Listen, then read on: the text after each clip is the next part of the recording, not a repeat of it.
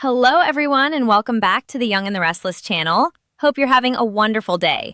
Before we begin, don't forget to subscribe and hit like for more daily drama updates and spoilers. Your support truly means a lot and helps our channel grow every day. Now, let's jump straight into today's exciting update. In Genoa City, where old grudges never truly die and redemption is always shadowed by suspicion, a surprising new connection may be about to shake everything to its core. The Young and the Restless has Phyllis Summers slowly finding herself drawn to Matt Clark, and now it looks like that dangerous spark between them may finally be turning into something real.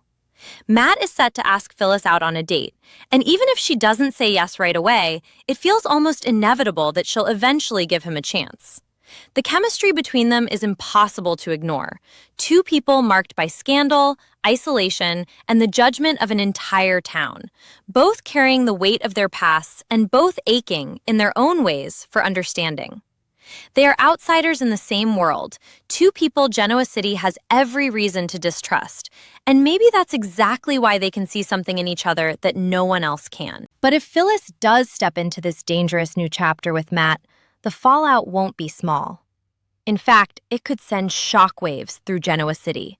Because the people who love Phyllis, or at least still try to, may not be able to stomach the idea of her getting close to a man with Matt's history. At first, Phyllis didn't see Matt as a romantic possibility at all. She saw him as leverage, a weapon she could potentially use against the Newmans. Another chess piece in the endless power games that define life in Genoa City. But everything shifted the moment Matt saved Nick Newman's life. That one act changed the way Phyllis looked at him, and suddenly the man she once saw as a monster no longer looked quite so monstrous. For Phyllis, that matters deeply, because Nick is not just an ex-lover or an old chapter in her life. He is the father of her daughter, Summer Newman, and a man she once loved with all her heart. And even though time, betrayal, and heartbreak have changed the shape of that love, it has never fully disappeared. In some quiet corner of her heart, Nick will always matter to her, as Summer's father, as a friend, as someone woven permanently into the fabric of her life. It wasn't even that long ago that Phyllis was trying to win Nick back, which makes Matt's rescue of him even more significant. That act didn't just save Nick, it cracked open something in Phyllis, and made her believe that Matt might truly be capable of change. That growing belief is part of why Phyllis has become so protective of him. She was already worried about what would happen if the authorities pushed forward with the trial and Matt ended up in prison. And now there's a new layer to her concern, because she cannot stand the thought of Victor Newman using Matt as a pawn in his war against Kane Ashby. On the surface, it might look like Phyllis is worried about Kane, but this really isn't about Kane at all. It's about her absolute certainty that Victor is playing a dangerous game, one where Matt could be manipulated, used, and ultimately destroyed right alongside Kane.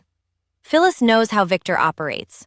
She knows that if he sees someone as useful, he'll keep them close only until they outlive their purpose, and then he'll discard them without a second thought. So when she looks at Matt, she doesn't just see a man with a dark past trying to claw his way towards something better. She sees someone in danger of being swallowed by Victor's schemes. And that fear, layered on top of gratitude and growing affection, is what makes this connection between them feel so combustible. This week, Matt takes a step that could change everything when he tells Phyllis a sweet little story, something that sounds innocent on the surface, almost like a fairy tale. He talks about a man with no memory asking a woman he met out on a date. And of course, it's not really a story at all. It's Matt, carefully and indirectly, asking Phyllis out without fully exposing his heart all at once. It's cautious, vulnerable, and maybe even a little hopeful, which is not something viewers are used to seeing from a man like Matt. The question now is how Phyllis will react. She may very well say no at first, not because she feels nothing, but because she understands exactly how explosive the optics of this would be. Dating Matt Clark would be a lightning rod for judgment, outrage, and disbelief, and Phyllis is smart enough to know that. But even so, it's easy to imagine her eventually saying yes, because the truth is that there may not be a single person in Genoa City willing to date either of them, And sometimes loneliness has a way of making honesty feel more valuable than approval. Victor may still have Matt under his thumb for now, but that won't last forever. And with the criminal charges dropped, it may become harder and harder for Victor to keep controlling the narrative. Or the man. So if Phyllis and Matt do start something, it may not begin with a grand public declaration. It may begin quietly, secretly, in stolen moments and hushed conversations, with Phyllis trying to keep the whole thing under wraps until she can figure out whether it's worth the inevitable storm. But secrets never stay buried in Genoa City, and whether they choose to go public or get exposed before they're ready, the reactions are bound to be explosive. And maybe the most immediate and painful reaction would come from Phyllis's own son, Daniel Romalotti. At this point, Daniel has just about reached the end of his patience with his mother. He has forgiven more than most people ever could, and every time he's tried to believe Phyllis might finally stop blowing up the lives of the people who love her, she's found a new way to prove him wrong. Daniel and Summer would have been completely justified in never speaking to her again after Phyllis faked her own death during the Jeremy Stark nightmare, forcing both of her children to grieve her, to mourn her, to live through the trauma of losing their mother for absolutely no reason except one of Phyllis's reckless schemes. That kind of betrayal doesn't fade easily. And even after all this time, it's hard to imagine Daniel or Summer ever fully forgiving the pain she caused them. And just when it seemed like there might still be a path back to trust, Phyllis went and entangled herself in another disaster by helping Kane steal Newman Enterprises. That move pushed Daniel and Summer right over the edge. Because this time, it wasn't just about Phyllis making a mess of her own life. It was about her hurting people they cared about while chasing revenge, power, and profit. She wasn't acting out of love or desperation or some twisted survival instinct. She was making choices that put her own obsession above everyone else. And Daniel has seen enough of that to last a lifetime. So if he learns that Phyllis is now dating Matt, a man whose name is tied to years of violence, manipulation, and terror, Daniel may be absolutely horrified. He would almost certainly run straight to Summer, and together they'd be forced to watch their mother walk straight into yet another relationship that feels like a disaster waiting to happen. Yes, Phyllis eventually gave Newman Enterprises back to Victor, but Daniel hasn't forgiven her for that whole ordeal because he knows she didn't do it for noble reasons. He knows his mother too well. And that's exactly why this new development with Matt could be the final straw. Of course, there is another side to this story, one that makes the situation far more complicated than it appears on the surface. Matt truly does seem like a changed man. He seems to want to be better, to make amends, to step away from the darkness that has defined so much of his life. But Daniel and Summer may not care about any of that, because from their perspective, their mother getting involved with Matt would still be deeply disturbing. It wouldn't matter that he's trying to change. What would matter is everything he's already done. They would see Phyllis choosing to get close to a man with a horrifying history, and they'd likely fear that no matter how much he claims to have changed, there's always a chance he could slip back into the person he used to be. Whether viewers believe that will happen or not is another question entirely. Matt may be headed toward redemption, or he may remain deliciously dangerous for the long haul. But either way, if he's going to stay on Y&R, he'll have to become either very good or very bad. And until Genoa City knows which version of Matt Clark it's really dealing with, nobody is going to feel comfortable with Phyllis tying herself to him. Then there's the possibility that Phyllis doesn't just date Matt. She actively pulls him into her world by giving him a job at Arabesque or somewhere else under her influence. And if that happens, the fireworks would be immediate. Victor Newman would be furious, absolutely beside himself at the idea of Phyllis stepping in and pulling Matt away from the schemes Victor has planned for him. Kane Ashby likely wouldn't be thrilled either, because Phyllis using Matt in any professional capacity would complicate every alliance and every rivalry already simmering beneath the surface.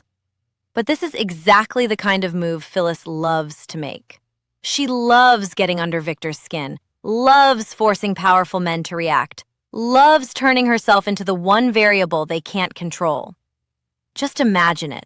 Phyllis offers Matt a legitimate place in business, a path away from manipulation and schemes, and Matt actually takes it. Imagine him walking away from Victor's plans and choosing a new direction because Phyllis gave him an opening. Victor would go through the roof, and Phyllis would probably enjoy every second of his outrage. But the thrill of poking the bear would come at a cost, because the moment she circumvents Victor and interferes with his plans, she puts herself right back on the battlefield with one of the most ruthless men in Genoa City. And then there's Sharon Newman, the reaction that may be the hardest of all to watch. If Phyllis agrees to date Matt, there is simply no world where Sharon would be unaffected by it. Matt didn't just hurt Sharon once or twice in some vague, distant chapter of the past.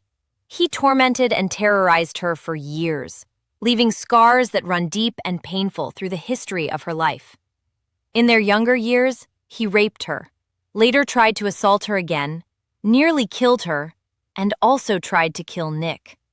He attempted to frame Nick for murder, and more recently, he returned to Sharon's life with even more chaos, terrorizing her again, targeting her son Noah Newman, and trying to blow Sharon, Noah, Nick, and Adam Newman to smithereens. On top of all that, he got Nick hooked on fentanyl, adding yet another devastating crime to a list that already feels endless. The weight of Matt's history is almost unbearable when you lay it all out like that, which is exactly why Sharon's reaction matters so much. This isn't just about gossip or discomfort or old rivalry. It's about trauma, memory, and the horrifying reality of what Matt has done to the people Sharon loves, including Sharon herself. What makes it even more emotionally complicated is that Sharon and Phyllis have only recently reached a place no one would have thought possible. After years of rivalry, sabotage, resentment, and constant bickering, they finally started to become something resembling friends. There was that surprising, heartfelt moment when Sharon hugged Phyllis and told her she could always count on her, that she was there for her, that she cared about her. It was one of those rare scenes in Genoa City where the history between two women seemed to soften just enough to let real compassion through. And that's why the idea of Phyllis dating Matt feels so uncomfortable, so unsettling, so potentially devastating. Because from Sharon's perspective, it wouldn't just be Phyllis making another questionable romantic decision. It would be Phyllis choosing to get close to the man who violated and terrorized her. Sharon may be angry. She may be disgusted. She may absolutely chew Phyllis out for even considering it. But beneath all of that anger, there would likely be something even more powerful. Fear. Fear that Matt could hurt Phyllis, manipulate her, or drag her into the same darkness he once inflicted on so many others. And yet, because this is Sharon, the reaction may not be as simple as pure rage. Sharon is one of the most forgiving people in Genoa City, sometimes to a fault. And that means there's always a chance she might try to see the situation through a more complicated lens. She may recognize that Matt's past behavior was tangled up with severe mental health struggles, and believe that the man standing in front of them now is not the exact same man who committed those atrocities. That doesn't erase what happened. It doesn't make it okay, and it certainly doesn't mean Sharon would ever be comfortable with Phyllis dating him. But it does leave room for something more layered than a simple condemnation.